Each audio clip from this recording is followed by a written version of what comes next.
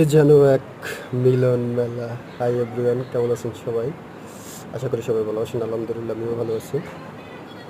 তো প্রতি শুক্রবার হলে রমনার মতগুলো যেন এক মিলন মেলা বসে। কেউ আসে পরিবার নিয়ে ঘুরতে, কেউ আসে তাদের বাচ্চাদেরকে নিয়ে একটু বিনোদন দিতে, কেউ বা আসে গার্লফ্রেন্ড নিয়ে। যদিও আমার কোনো গার্লফ্রেন্ড নেই, আমি একাই ঘুরতে যাই। যাই হোক, অনেক সুন্দর আপুরও আছে, তারা ঘুরতে যায়। কেউ বা নৌকায় করে ঘুরে, কেউ বা হাঁটে, কেউ বা প্রকৃতি দেখে। যদিও আমি প্রকৃতি লাভার, প্রকৃতিটাই বেশি দেখি। গার্লফ্রেন্ড থাকলে হয়তো বা তাকেই দেখতাম।